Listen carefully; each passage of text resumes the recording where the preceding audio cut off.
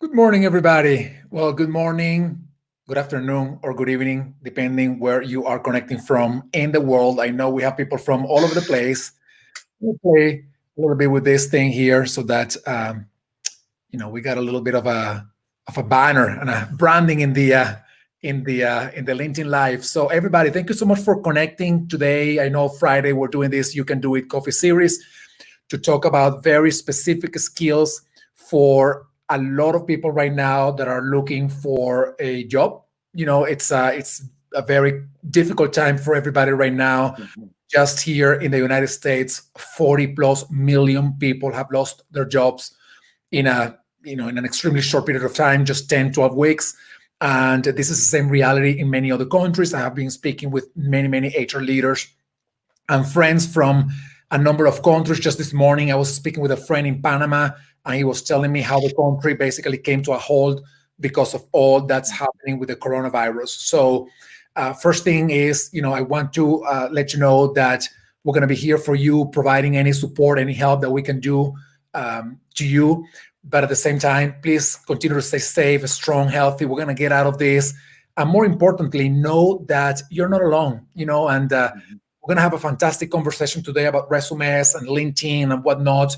But please know that you are not alone. A lot of people are going through a similar experience, or they have been in a similar place than the place where you are today.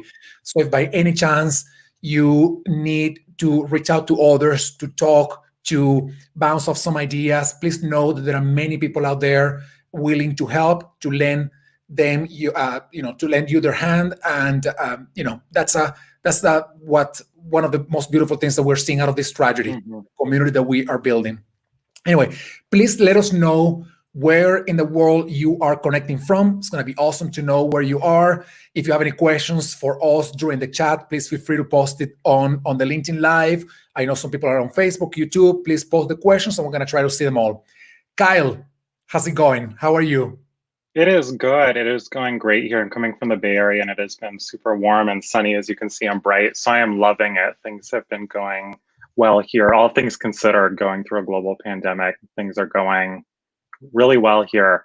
I'm really thankful. A lot of my clients, despite the current unemployment situation, are still getting jobs. They're still getting interviews. So I'm very thankful of that. And I think that's an important myth I just want to dispel right away. And I've been telling everyone that despite what's going on right now, despite all the unemployment numbers, people are still getting jobs. They're still getting interviews. I even have people getting raises or promotions right now. So I think that's really important. I just want to put that out there right away too. And that makes me happy. So that's how I'm doing. I'm doing well with all things considered. I'm glad to hear that you're doing well and that you're sending that message out, actually, because one thing that I'm also seeing is how people that have lost their jobs, they know that there are companies that are hiring, and they are investing a lot of time and energy into building their personal and professional brand, which was, by the way, the first topic of the conversation of the coffee series a couple of weeks ago. Then last week we talked about how to network as introverts, and how to improve LinkedIn. And now we're talking about resumes. So all very specific skills geared and designed for those that know that there are jobs out there, but they have to improve the way they are, perhaps presenting themselves for those opportunities. So, very relevant conversation today about resumes. So let me start by saying the following. I coined this session the perfect resume, which I know you will be like, that doesn't exist. So I want to divide this conversation in three parts. Number one, the first part, for those who are getting into the job market for the first time and they don't have that much in their resume. So what should they be doing? So that's number one.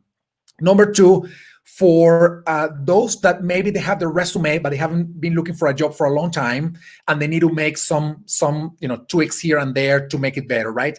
And the third part of the conversation, I would love to focus on those that have been working in the same place or in the same role for a long time, especially more senior people, and how they can sort of customize and work in the resumes now that they are probably in the job market again. So that's Does that sound okay to I divide it up? love that. Yeah, Awesome. because all three of those groups are people I work with, and all three of those Yeah. groups struggle on how do they brand themselves, how do they write resumes, how do they tell their story. So I love that. Those are three perfect conversations Oh, for us to have. fantastic. So let's kick off with the first group, those that are just building their resume for the first time. So, what does the perfect resume look like for that group of people? Yeah. So I worked on college campuses for 5 years. 4 of those years were with undergraduate students, and a year was with master level, doctoral, postdoc students. And a lot of these students had some experience working on college, but a lot of these students had no formal work experience. And they would come to me and say, Kyle, I have nothing to put on my resume. People say, keep it to a page. That's easy for me. I can keep it to a few sentences because I have no experience. Well, once I started digging into their experiences, learning their stories, we realized they had a lot of stuff to pull from. And oftentimes it just wasn't formal work experience. I recently did a project for an organization where I wrote resumes for a few dozen of their scholarship students. And they hired me to write all their resumes as they were graduating. And I found that these students had so much experience once I started digging. So if you are someone who doesn't feel like you have a lot of experience, look beyond just formal work experience. Have you done internships? Have you volunteered? Look at just your typical day. How do you spend your day? And what are the transferable skills? One student, they were an Airbnb host for their parents, and we put that on their resume. Someone else helped manage a social media account for someone. So go through your experience, see how you spend your day, and then once you have all that experience written down, go look at job postings and say, okay, how can I connect the dots here between what I've done and what these job postings are asking for? And you may not have done exactly what they're looking for, but you've probably done something that's similar. And I That found is that to just work wonders. that is fantastic for that first group of people. And I'm going to ask you one question that is Yeah. very related to this first group of people, but it also applies for everybody else. A lot of people ask, tell me, well, I'm looking for a job in HR and I do podcasting, but that doesn't have anything to do with my job. And I tell them, well, you know what? It is actually the opposite because very often people in companies are looking for somebody with those skills. So what's your take on people adding in their resumes experiences that seemingly don't have anything to do with the job that they're looking for, yet they tell you something about that person that may not be included in the rest of the experience? What's your take on that?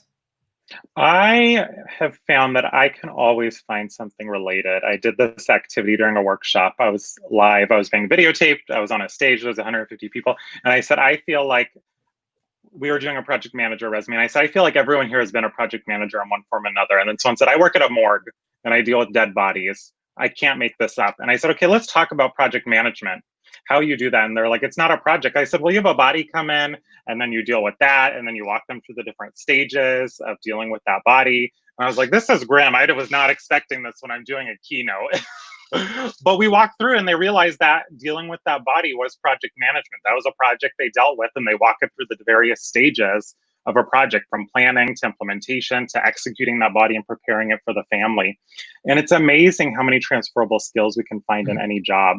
So what I would do is take the job posting of the position you're targeting and literally copy and paste it into your resume and then massage it till it fits. So if it says you need experience sourcing people, for a podcast, you probably source people. You need Yeah. experience interviewing candidates. On a podcast, you've interviewed people, and then just start going through. So I found when people take the job posting and then start massaging it to fit their experience, they realize, oh my gosh, I've actually done 90% of this. Because at the end of the day, most jobs are similar to each other, and then it's just the technical aspects that are a bit different.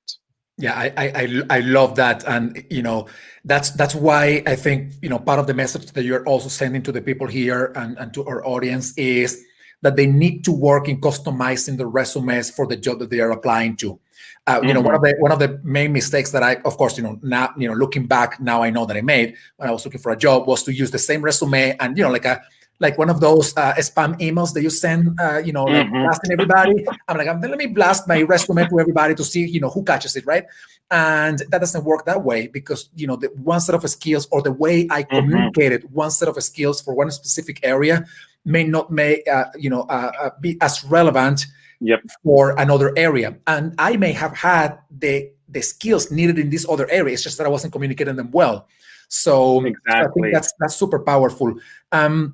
let me move on. We got a few questions in there. We're going to be addressing Yeah. them, but I want to quickly touch on the three groups of people and then go back to some of the questions. So for those who are, for those that don't have that much experience, what you're saying is, look into your whatever you've done and try to bring it up to your resume in a way that conveys part of the skills that are needed for, whatever job that you're looking for. The second group of people, those that have some level of experience and, they may be mid-career and, they need to perhaps maybe improve their resumes, right? I mean, all the recommendations for the first group apply to them as well. Yep. But what should they do differently, right? If I am, I've been working for 20 years, maybe I'm looking for a job. I have my resume and I think it's good, but it may not be. So what should I be looking into my resume to make it better?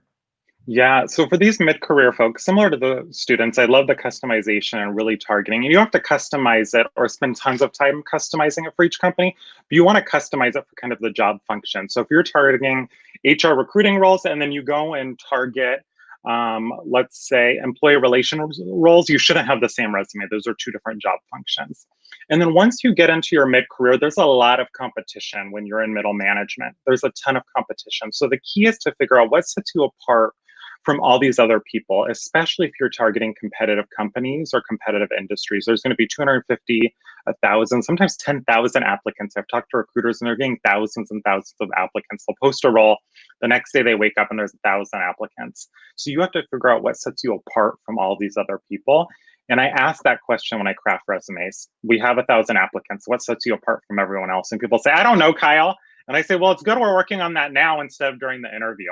So that's key. And if you're not sure what sets you apart and you're watching this right now, I encourage you to message a few people and ask what makes me fabulous. And I give this homework all the time to my clients.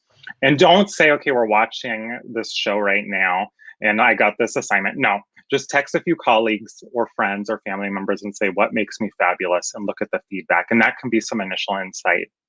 I absolutely love that. Oh, please, Kyle, go ahead. Okay, yeah. I was just gonna say, and it's a big boost. You can set it as your background screen on your phone and stuff. I would do it right now, but I literally just did it a few days ago, and I feel like all my friends and stuff are getting annoyed with it because I do it so often. But the second piece too, you can then dive deeper and say, hey, you've worked with a lot of fellow HR business partners. What sets me apart from other fellow HR business partners? So if you have a difficult time finding it internally, have other people do the work for you and ask them what sets you apart. Or go to your boss and say, hey, you got a bunch of applicants, you chose me, what was it? Or go to your performance evaluation and find that.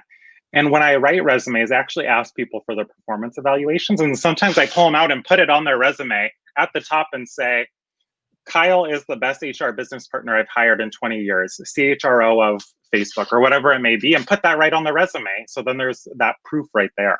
That is so powerful. And actually, to be honest, this goes way beyond just resumes. This is building your personal brand. And somebody has a question about personal brand. We're going to be addressing some of that question later. But it's just building your personal brand because, one thing that you're doing, and I know some people don't like this, but this is the reality.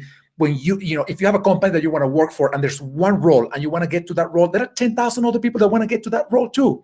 So you, like you're saying, Kyle, you're going to have to differentiate yourself from the crowd. You're going to have to stand out. And that means, following some of these recommendations and doing whatever is possible, for you to be able to stand out from that crowd. Let me ask you one question that I know is going to be sort of related to all the groups. And then we're going to be targeting the third group. One thing that I normally recommend people, and I would love to know your take on this, is sometimes you see a job description and the job description is very cold, right? It doesn't really tell you what their job is, what they're looking for and whatnot. So what I tell people is, try to find the ways to get to the hiring manager or to the people that are involved in the interviews and whatnot, and ask them more information about that job, because then you can customize your resume for the invisible kind of thing, the one that is not told in the job description, but could also set you apart because you have more information. What's your take on that kind of like intel work, if you will? I love that. For my clients, some of the homework I assign them is for every one job they apply to, they have to reach out to 5 people. So they're spending, it calculates to like 83%. So they're spending 85% of their time networking. And that's one of my assignments. And I encourage them to reach out to people, just like you're saying, people who are similar to the job they're targeting. So if they want to be a HR business partner, they have to reach out to 5 HR business partners at that company or similar people in that role so they can get that information. What's the culture like? What's this company like? What's your day-to-day look like? Why do you join this company? What was the application process like? And really just gain that inside information so they can leverage that in their application. And then sometimes they get an internal referral link or they get an introduction to the hiring manager. But what happens is people spend tons of time on their resume because that's easy to blame. It's easy to work on. And it takes a little more guts and confidence to network in the fear of rejection. But then what happens is my clients say, oh my gosh, Kyle, I actually didn't get rejected. I reached out to this person, they responded, and I have an informational interview, and they get really excited. So I encourage you to reach out to some of those people because especially right now during COVID, more and more people are willing to help each other. Yeah, I really, really love that recommendation. And, you said something that, kind of like, made me think about some of the things that I've been telling some of my, my friends and colleagues before.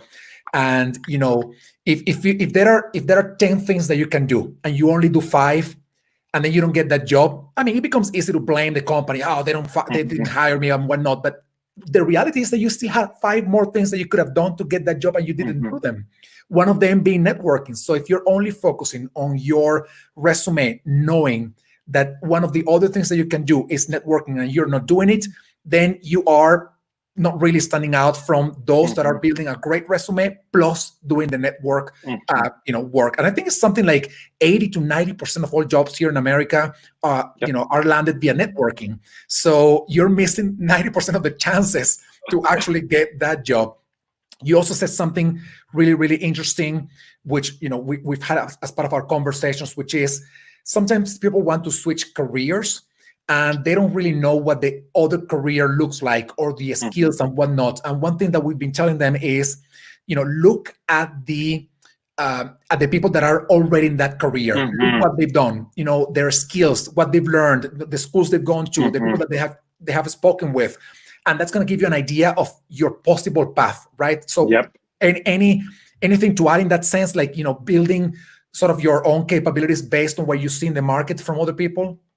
That's some of the most valuable advice I can give. What you just said is finding people who are already where you want to be. And not that you need to copy them or take the same path, but learning how they got there. What were the challenges? Is there anything they would avoid? That's what I like doing. I'm a resume writer. I'm a career coach. So I find people who are a few years ahead of me and say, hey, how did you get to where you are? Is there anything you would change? And let them mentor me if they're open to it. That is so, so valuable. And sometimes people would say, you know what, you don't want this path, or here's what I would do differently. So there is nothing better for your career than finding people who are where you want to be and learning from them. I know for the longest time I wanted to run a hospital, and then I finally talked to some COOs at hospitals, and I learned their entire days are meetings and budgets, 2 things I don't like. And then I said, oh, if I would have talked to you 5 years ago, I wouldn't have went to get a master's in healthcare administration. I could have switched that, which I ended up doing once I talked to all of them. And for 5 years, I could have been planning for a different career. Yeah, that's powerful. And by the way, everybody, once again, Kyle, thank you for being here. We have a lot of other questions, and then I want to get to the third group. I want to make sure that I acknowledge the participation of from people from literally all over the world. Thank you so much for being here. If you haven't told us where you are connecting from today, please let us know, because part of the building, the reason why I do this on LinkedIn Live actually is because it's so easy to network with other people. You just have to click on their name and the system takes you to their profile. And if you see something interesting there, you can just connect with them or send them a message. So make sure that you are letting us know where in the world you are connecting from. We're having a convo here with Kyle Elliott, an expert in career, resumes, LinkedIn. You have his website in the screen. So please feel free to reach out to him after this conversation. Kyle, I want to move on to, before addressing the many questions that we have in the chat, I want to move on to the third group of people.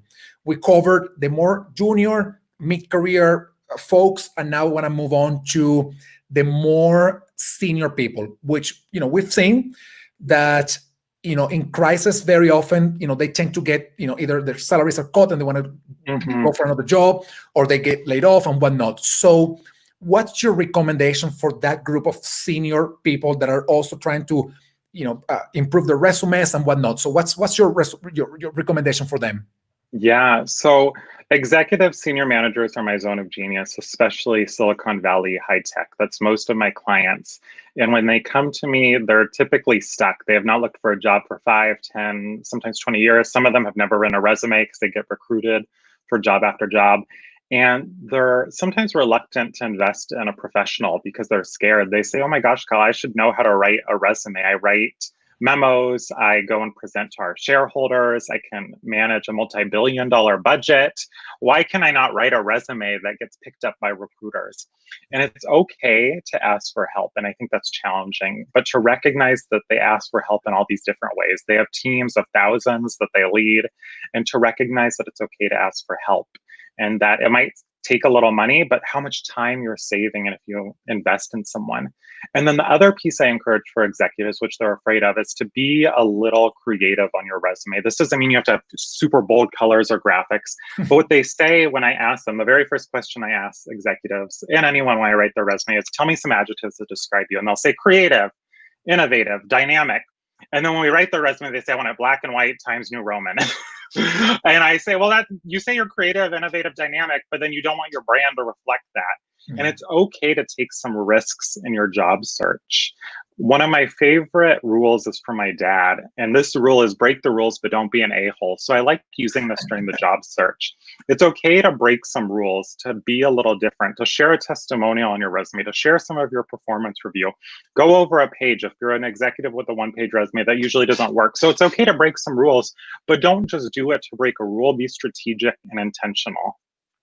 I love that. Breaking the rules, but doing so in a way that takes you somewhere, not just for the fact of saying like, "Oh, I broke the rules." I mean, you broke the rule, but then you got a job. Exactly. So it's not just you broke the rule, but I didn't get the job. So I love that idea of breaking the rules, but also being strategic and intentional about the design of your resume and even your networking. Making sure that whatever in your limited amount of time, you are networking with the people you want to network with, and you're reaching out in the right way and whatnot. I'm sure that you get several of these messages like I do, people sending me a one-liner saying, I need a job or help me find a job. And, what I think is like I would love to, but, that's not the way you approach somebody that you don't know, right? You gotta, I work it out in a different way. So you gotta be more strategic, more intentional about even the way you message people, for networking. So we got a lot of questions here, Kyle, and I want to start bringing some of them to our conversation. One of them is, what's your recommendation for people who have employment gaps in their resumes? Some years of sabbatical or whatever it is. So what's your recommendation for that group of people? You want to address gaps on your resume because that's the first thing that recruiters and hiring managers are going to look for. So you can address it really quickly, concisely, clearly. So for example, one of my clients, I was in Europe for a year, traveled to 12 countries, tried volcano jumping, whatever it may be, really concisely, or laid off due to COVID along with 30% of the workforce. Done. Really concisely, directly to the point. I was doing a workshop yesterday with Jill Katz, actually, and we were talking about the job search. And what she likes doing is finding those gaps on the resume and then diving in there, and less about the gap and ensuring that you're ready to speak about uncomfortable situations. So be ready to talk about those because she wants to see how are you going to show up in the workforce and talk about difficult conversations. So I would just encourage you, address them up front and be ready to talk about them, but you don't need to go in detail. Or let's say there was an illness in your family. You could say, I took care of a one-time illness that's no longer a concern. Done. Yeah, that's fantastic. I have a good friend of mine, many, many years ago, she was in a managerial position in a company and she decided to send everything to, hell, basically. And, she told me, I quit my job. I sold everything that I had and I went on a 1-year sabbatical traveling around the world. When I came back, of course she came, she was transformed into a multicultural leader now who knew about all these countries and cultures. Her previous company hired her back in a more senior position than she had before, because for them, they knew how valuable she was, but now she had this added, even more added value by knowing all these cultures that the company was working for. And she had, like you said, she addressed the gap saying, I was doing this and this and that during this 1 year. So great advice. Any tips for military veterans or those retiring from the military in the job search right now? Yeah, so we have an Air Force base near us. So I work with a good amount of people who are military veterans, and I love mentioning it. People love hiring veterans. So I put it in their LinkedIn headline, I put it at the top of their resume. So make sure to mention it. But you also want to ensure you speak the language of civilians who don't know what it means to defend, I don't know, $5 billion worth of property. I don't know what that means. I'm not, my brother was in the Air Force, but I don't know what that means. So you have to speak the language of people who are not familiar with military lingo. So similar to really early career job seekers and anyone, I would pull language from the job posting, put it on your resume, and then massage it. What happens is people write their resume and then try and apply for jobs. But instead, you want to take the job posting language and then rewrite it to fit your career. So for a lot of these people with military experience, I tell them just scrap their old resume and start over. It's going to be a lot quicker instead of trying to use this lingo that no one outside of the military often knows what it means. I'll get these resumes. I was like, I need you to explain every word on here. Let's just start over. Walk me through your career and I'm going to rewrite this. That's exactly what you've been saying through the entire conversation, which is, customize your resume for the job that you're looking for and the job that is posted and you want to get. Another question here. I think you addressed a little bit about this, but I just want to make sure that everybody who's connecting now, has clarity around this question. Yeah. This person is asking, I was furloughed due to COVID-19. Do I need to indicate that on my resume, or do I just keep my current job listed as is until I'm either called back or let go if they don't bring us back? Kind of a heavy question there. Yeah, it's a tricky one. I would leave it if you're still technically with the company. I would leave it on there. Unless you've only been there a short period of time, then people may ask. So it could depend on your situation. It might be helpful to put on there then you were temporarily furloughed, and that's why you're looking for a job. And then mention the percent of the workforce. I think that's important so people don't, because sometimes people will say they're laid off when they're really fired, or people use the word furloughed when they're really fired. So it's important to say what percentage of the workforce or how many other people. So there's 5,000 of us furloughed, or 500 out of 10,000 person workforce. So people have an idea of it and they have some context around it. So it really depends on your unique situation. But sometimes you might be able to say you're just still there. Other times you may want to put an asterisk and say I was furloughed along with this number of other people or this percentage of the workforce. That's a great advice, and that helps. If I'm a recruiter and I see that, then I know it's not just you for whatever reason. It is you together with 25% of the workforce, and we know why, right? And I think that's fantastic. I think this is the quintessential question in resumes. What do you do in your resume to catch the eye of the recruiter? Like, I think recruiters spend something like 5 seconds just looking at resumes and they move to the next one. So what is the one thing, if there was one thing that you could do to, make it shiny, if you will, without making it shiny? Yeah. I would say the top of the resume. So I have a piece of paper here. Let me grab a piece of paper. I'm glad we're on video. So this is your resume, right? And most of the times it's going to be digital, but I would fold your resume in thirds. I'm going to show you. I'm so glad we're doing this visually. And the top third of your resume should be so powerful that they want to hire you based on that alone. And what happens is people write this really boring summary that they copy and pasted somewhere. Instead, you want to tell me in a few sentences why I should hire you. Some bullet points or some amazing accomplishments. Here's the money I saved the company. Here's my years of experience. Here's my degree, if the company requires a degree. But put something at the top that says, here in 5 seconds why you should hire me. And I think that's really key piece that people forget about. They just put a boring summary and then save all the goods for later on the resume. That's fantastic. And then connecting that with what you said before about being creative and intentionally and strategically creative and breaking some rules. If you are going to work for an organization that is very innovative and rewards people for breaking stuff, then you may want to say, I broke a couple of things in the past and this is the result of that one thing, right? Because then that is, you speak the language of that company, versus if you're looking for a job in a more tie suit kind of company where you may want to be a little bit more careful about how you convey the idea of breaking stuff at work. Exactly. And people, we've talked about customizing resumes, and I have this little timer. It's a minute, second, like start stop timer. It's just a basic timer. The only place I could find it was the Dollar Tree. And we keep talking about customizing resumes. I suggest customizing your resume for 20, 30 minutes max for each job, and using just the top of that third of the resume and only customizing that for each job. So you're not spending 4 or 8 hours. Or I've heard a client say, oh, I spent 3 weeks customizing my resume for this job. Instead, spend 20, 30 minutes customizing that top third. If they say, we need someone with 10 years of HR experience, have a bullet at the top that says 10 years of HR experience. If they say, we need someone who has an MBA, say, I have an MBA at the top of that resume. We need someone who's worked in the US and Europe. I've worked in the US and Europe. If you need someone who's bilingual, say, I'm bilingual up there. So put all of that in that top third and make it really easy for the recruiter to put you in the yes pile. That is a fantastic advice. It seems so much common sense, and then we miss the common sense, right? Another question. I know this is one that is very relevant for me because I've been in different kind of like careers and whatnot. What's your advice for those people that seemingly have jumped from industry to industry, or they have been in different careers? How do you convey that there's a meaning or something that makes sense in that resume, if you will?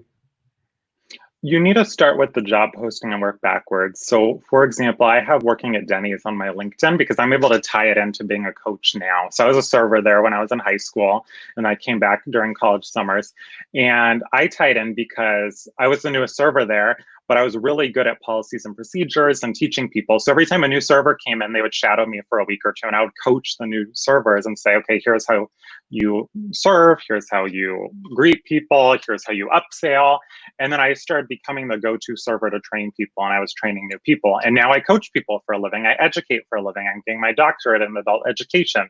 So you have to tie it in to whatever you're doing moving forward. Even though the coaching was only a small portion of my job, that's what matters. So I don't talk about the serving. I don't talk about making milkshakes. I don't talk about heating up apple pie.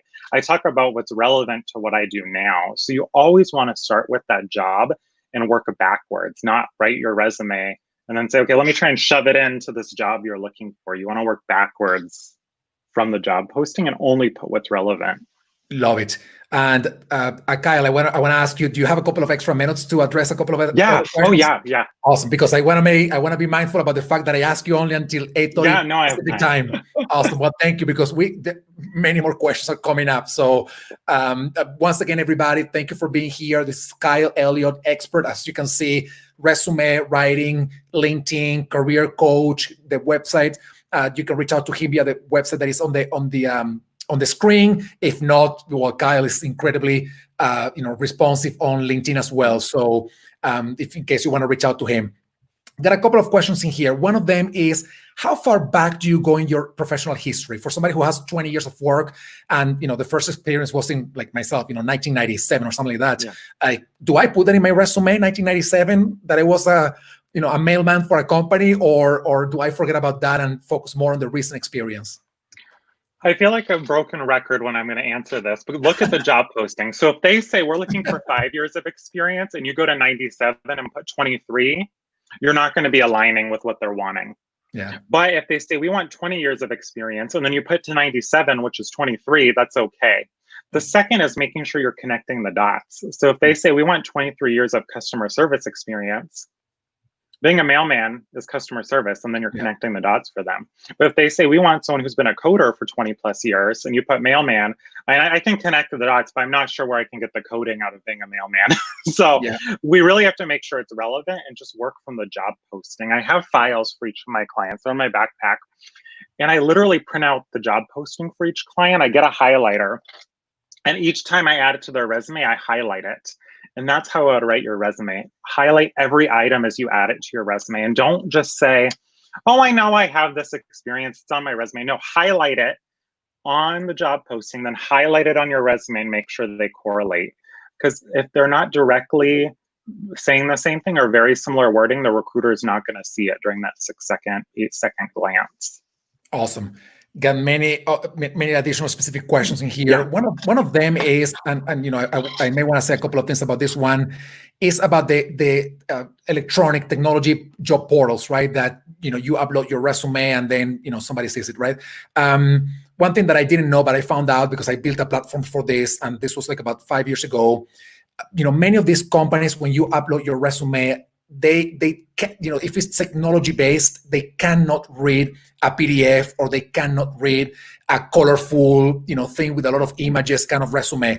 So you may want to find out what that company is using for a technology. Go to the technology to see how they read the resumes. Mm-hmm. Because if they can only read a Microsoft Word resume, you may want to upload your resume in Word. Because if you upload it in PDF, no matter how good it is, the system won't be able to read it. So any additional thoughts on this area, Kyle?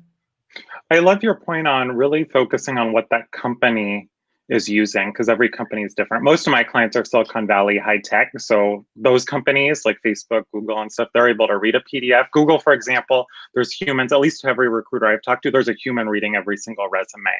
So they use the applicant tracking system to manage the overall process of receiving resumes, but then they have a human that reads every resume. So it's so key to know what that individual company is doing and how they're vetting it, because it's so different. There's so many different applicant tracking systems. I've read through the Taleo manual because it's so dense, and how it looks is different, and then there's constant updates. And that's why I think it's key, if you have the money to invest in a resume writer, because we have Facebook groups and we're looking, okay, there's a new update to Taleo. Here's what it looks like now, and here's what your PDF looks like. Or my mom works in HR, so she showed me the backside of Taleo and says, when you send a resume in, Kyle, here's what it looks like. Here's where it populates. So I love that focus on really looking on the back end too and understanding that. And don't be afraid to ask your resume writer about that experience and those questions, and not just writing a resume that looks pretty. Awesome. Got a question here about the infamous cover letter. What do you got to say about that cover letter? What's the deal with the cover letter these days? This is super contested. I did a job search workshop yesterday, virtual, and Jill Katz shared something that I really like. She mentioned a cover note. So instead of doing a cover letter in the email, if you're able to use a cover note, she said, I think 6 sentences is like a good sweet spot in saying, here's why I'm sending you this note. Here's what's helpful. When I do cover letters, I include it in the same document as the resume if possible.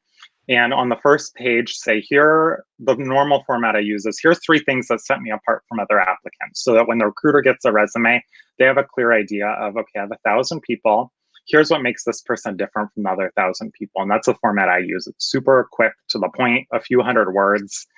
You don't have to do a cover letter for most jobs, but I find it's a missed opportunity to brand yourself and set yourself apart. But I would advise against a novel unless you're in very specific industries where lengthy cover letters are normal, like maybe higher education where I used to work. But if you talk to 100 HR people or 100 recruiters, you're going to get 100 different answers around cover letters. Yeah, no, that's, I mean, I think it's important to know some of those tips, because, you know, especially for those that are looking for jobs in companies that are still, you know, requiring a cover letter. We're going to be doing maybe a couple of additional questions. One of them is, what do you do when you've been in the same organization for a long period of time, you know, 15, 20 years, and then you want to change, right? I mean, whether in your resume or if you get to an interview process, they will probably ask you, I mean, you've been in this company for the past 15, 20 years. So what's your recommendation, both for the resume and maybe even for the interview as well? So the key reason people ask about being at a company for a long time is they're worried about stagnation. They're worried about lack of innovation. So the key is to show how you've grown over time. I've had clients who have been at companies for 25 plus years. Some of those people have gone promotions. I've had people be in the same role for over 20 years at a company, and either way is okay. The key is to show how you've innovated and grown, and show projects and say, here's how I've changed over the years. Here's how I've adapted to change, whether it's trainings, whether it's taking on new projects, whether it's taking on new responsibilities. Show that on your resume and consider splitting it up by year too. So even if you're at the same company, and even if you didn't have new roles, you can split it up by years and say, from this year to this year, I was working on this project or these things. And then these years I took on more responsibility and worked on this. And then these years I worked on this. So even if you're at one company for 20 years, you can still use a chronological like format to show here's what I was doing in these maybe 5-year chunks. Awesome. And one thing that we haven't talked about, and we may be doing another coffee series for this specific topic, which is the topic of customizing your LinkedIn. A lot of people go straight to LinkedIn. I mean, I always, like, even for the speakers of my events, I always go directly to the LinkedIn profile to see what they got in there, which number one means it is important for you to keep your LinkedIn profile updated. And it's not just because you're looking for a job, but it's part of your professional branding, if you will. But any recommendation to transfer some of these ideas and tips that you have shared with us today onto the LinkedIn profile? Do you transfer them directly? Because if we're talking about customizing a resume for a job, LinkedIn is very static. So how do you transfer that one to the other? So I'm an imagery person. So the best imagery I give people is a cupcake. So the LinkedIn is the sprinkles and frosting of a cupcake. So it's up here and it's grabbing their attention. And then a recruiter or hiring manager is going by and saying, ooh, look at that yummy cupcake. I like it. But it's light and it grabs their attention. It has a picture on your LinkedIn, but it's not super dense. It's not going all the way in. It's just a little bit. And people say, ooh, I like that. Maybe a few sentences or a short paragraph for each position. And they say, I like it. And then they go to get it. And then you say, ooh, I actually have the cake for you, which is the resume, which is more satiating, which is more dense, which is less colorful, which is going to fill them up. But you don't want to just put your resume on there. You don't want to put everything on there because you want to leave them wanting more. You want them to say, okay, I like the sprinkles and frosting. Give me that cupcake. So then you can send them your resume.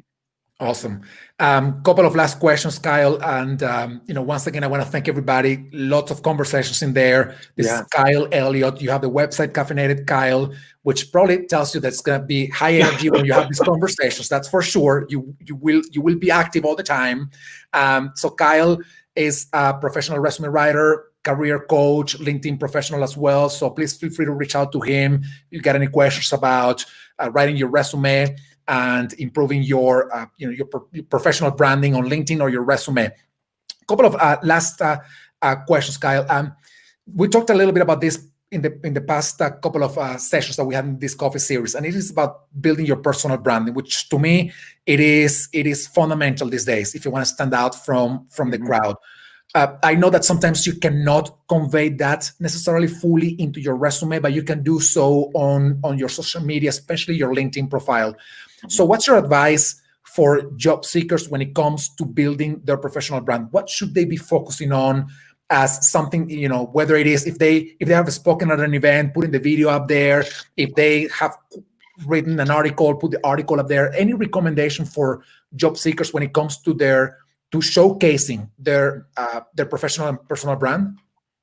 The biggest mistake I see with personal branding is people blending in, doing the exact same thing that everyone else is doing, sharing the same quotes, sharing the same articles, engaging in the same way. And I would encourage you to take some risks and say, you know what can I do? Going back to my dad's advice, to break the rules but not be an a-hole, and figure out what can set you apart. What have you done in your career that's a little bit different, and share that with everyone else. And don't feel like you have to start from scratch. Sometimes I've had clients literally just share a work project or an update from work and say, here's what I'm working on. It's been really amazing. But don't just blend in with everyone else. That is not going to help your job search. You need to do things that are different. And again, as I shared earlier, and I know we've had some new people join, again, I really encourage you. It's super simple. Text 3 people, say, what makes me fabulous? And even that can be a start. Share the responses from that with people. And it is amazing the responses you'll get, and just sharing that. And you can even post on LinkedIn. Feel free to tag me and ask the question, what makes you fabulous? And just getting those responses is amazing, because I love focusing on what makes each of us different. And it's just truly fabulous for your personal brand to be able to identify and own and share that. Absolutely. And one thing that I tell people, and English is my second language. So when I moved to the US, and it was 2-3 years before I started writing and doing videos on LinkedIn. And I go back to the first article that I wrote in 2014. It really does not make any sense right now. I read it and I'm like, what the heck was I trying to say back then? But to me, it was not about the article. It was about the fact that I was putting myself out there. I knew that the moment that I wrote that first article, some people were going to like it, some people were going to dislike it, and I was going to be getting a lot of feedback. But to me, it was the act of putting myself out there and starting to build my personal and professional brand, which is what I've done with Hacking HR. And this is a recommendation that I just want to make sure that people take it away with them. I think everybody has story, experience, insights to share. I mean, yes, you can share an article from somebody else, but maybe it becomes more important for you to comment on it with your own ideas and your own thinking. Yes, you can, repost a video from somebody else, but maybe you can create the video yourself. And one thing that I want to tell you is you don't have to do this perfectly. You don't have to have a professional camera to do a video. You can just use your phone. I think people right now, they care way less about how professional a video is put together, and they care way more about the message that you're sending. Look at, people who create videos from just walking on the streets. Some of them are fantastic videos, and they're just walking on the street, just sharing a message. So to me, it is the power of utilizing technology and all these different things that you can utilize to build your professional and personal brand. Kyle, I want to ask one last question. I know partially the answer to that question. The question is, what questions should people be asking themselves in this process of improving and creating the perfect resume? I know one of the questions that you asked throughout this conversation is, what makes us fabulous?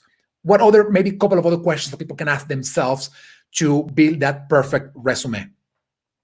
Yeah, so I think what makes you fabulous, what sets you apart from all of the other people applying for these roles, and really dig into that. And again, if you don't know, look at performance evaluations, look at what other people have said about you, look at testimonials, text some people, what makes me fabulous.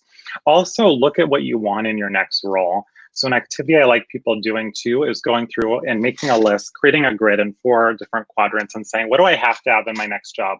What do I want? What can I have? And what do I not want?